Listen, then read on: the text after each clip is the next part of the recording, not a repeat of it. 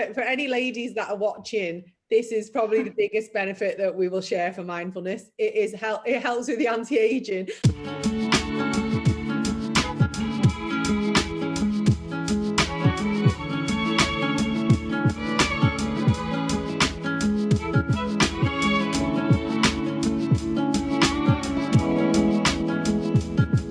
I really want to get to the benefits, and then I think we might have another little practice maybe, and I want to get Federica's thoughts.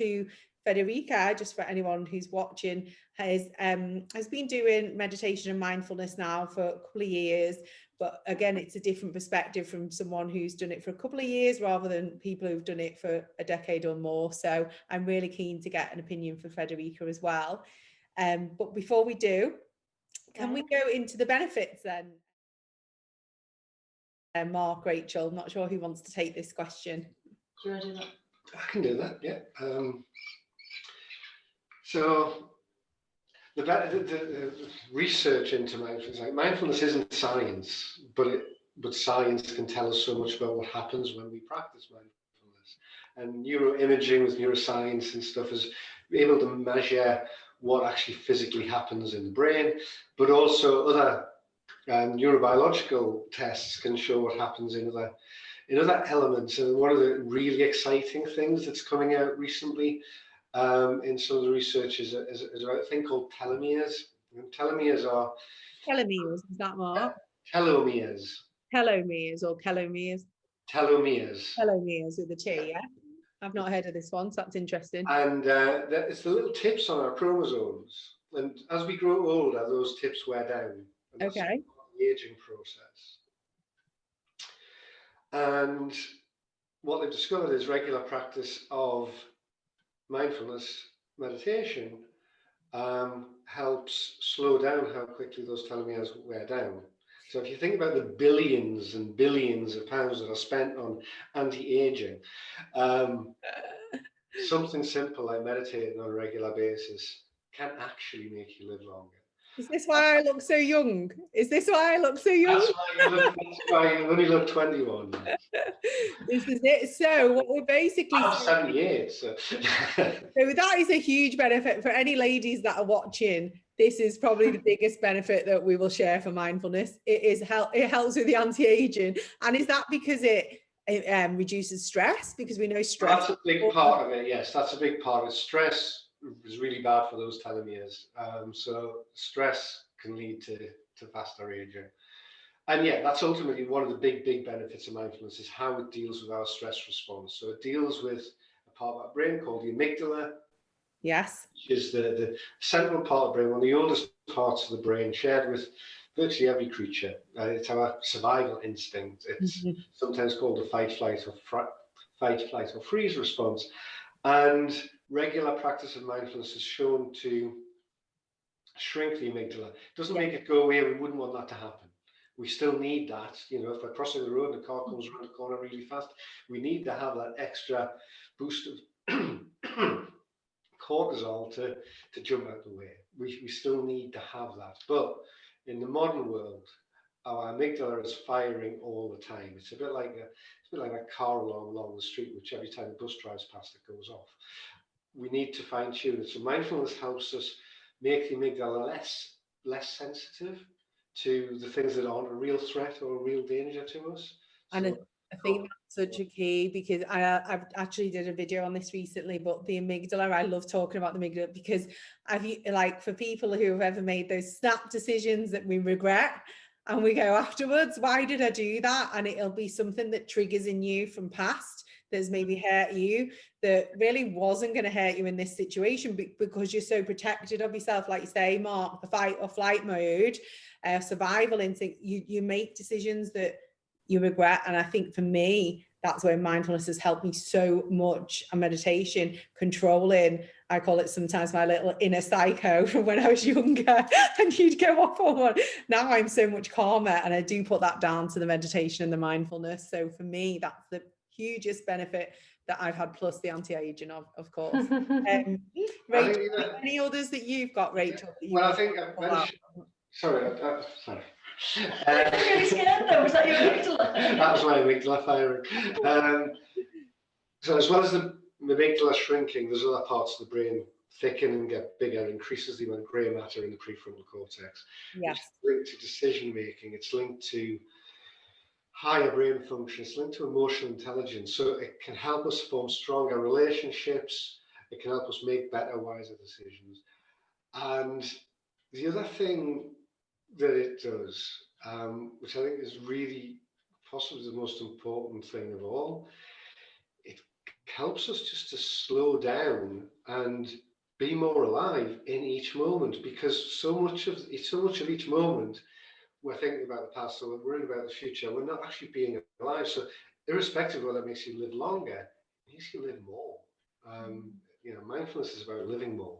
I like that. I love that quote, actually, Mark. Mindfulness about living more. And the emotional intelligent thing that you just mentioned, Federica, I know you did part of your thesis and stuff was all around this, and that's why you were so interested in working with me on it, because you relate to all of that. Anything you picked up on there that Mark said you want to call out? Yeah, of course, about the amygdala and the prefrontal cortex. That's are the part of our brain, the primitive part of our brain. So when we make decision, when we feel something, that's the first part where the things are. So of course, practicing mindfulness and meditation can really help, because it can help us control that part. I think that's really good word to use here. It's having control of yourself and your actions. I think that's where it helps, and a bit of focus as well. Just again, I want to come on to the exercise, but before we do, Rachel, anything else you want to add there around the benefits? I think Mark might have covered a lot there. I'm not going to go too sciencey. I'm just going to say that I think for me, mindfulness creates a gap between what I'm experiencing and all of the rubbish I add to it. So, really simple example. Before I started practicing, I might be always in a hurry, and I'd get to the bus stop just in time to see the bus fly by. And my instant response would be, Rachel, you're so stupid. Why didn't you leave the house sooner? You're going to be late. Everyone's going to be judging you. And I would end up, rather than just having that initial, the bus is gone, and my heart rate going up and my stomach churning, I'd have all of the judgments and the self-criticism, all of that added on, which would make the anxiety response last longer. Mm-hmm. Through practicing mindfulness, I'm able to kind of notice something unpleasant happen, notice that first response of, and then make a choice to speak to myself differently. And that's more like, and then ease the shoulders. And that's more likely to loosen that physical sensation. So then I can think, I could just text somebody and say I'm running late. So it's really what you're saying there, Rachel, I think in summary is it's being kind to yourself in a situation that, where it hasn't gone your way, rather than, you've already suffered the fact that it's not gone your way and you've missed the bus. Don't punish yourself even more. I guess that's what I'm sort of taking from that. It's making a choice and knowing what you've got a choice about and pausing long enough to not blow it out of all proportion. Okay, good. I like that. Mark has just finished on a short exercise to close this episode.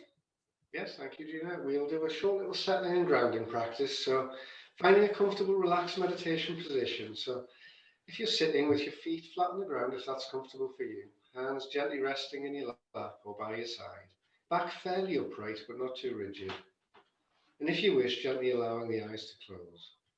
Or if you prefer, just softening the focus on a neutral point a couple of feet in front of you. And start by gently turning your attention inwards to the breath. Just noticing what it feels like to breathe. What it feels like to breathe in. What it feels like to breathe out.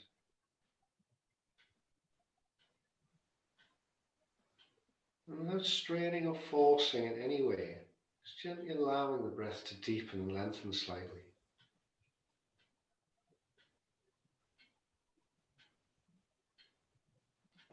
Trying to keep the in-breath and out-breath of equal length, so you might find it useful to count to 3 or 4 on the in-breath, and the same on the out-breath.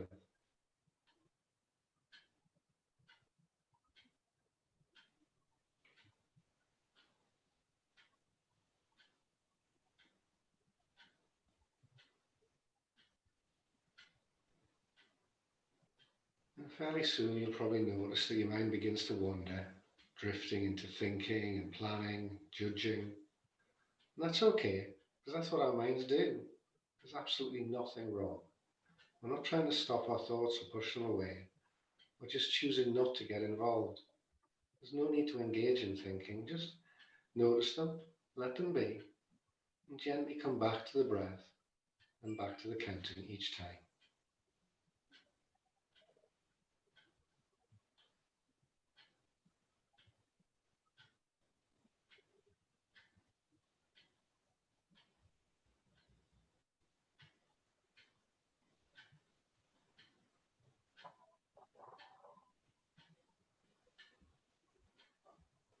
Now letting go of the counting, allowing the breath to return to its natural rhythm. And gently turning your attention to what it feels like to be sitting here right now. Noticing the contact between the feet and the ground, the gentle pull of gravity. And sensations of pressure and the weight of the body resting on the seat.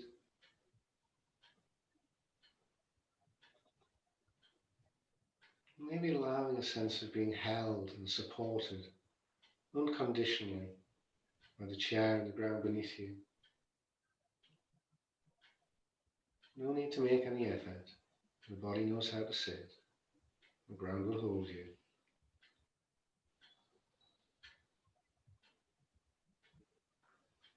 Right now, there's nothing else to do.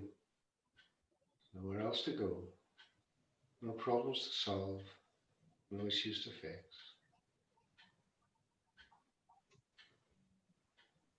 Just being. Mind resting in the body. Body resting on the ground. Surrounded by space.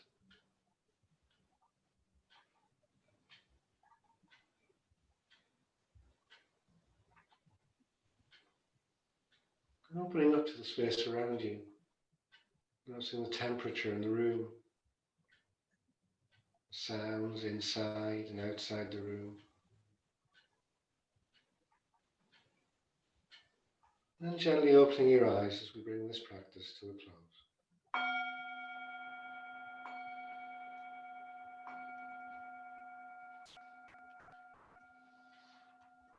I literally love that. I feel like I needed that today. As you know, before this session, guys, you won't know, I've been on the phone to a customer service department. I won't mention the company name for nearly an hour. And that was just like, I just melted. Like, you know, you get those lovely sensations.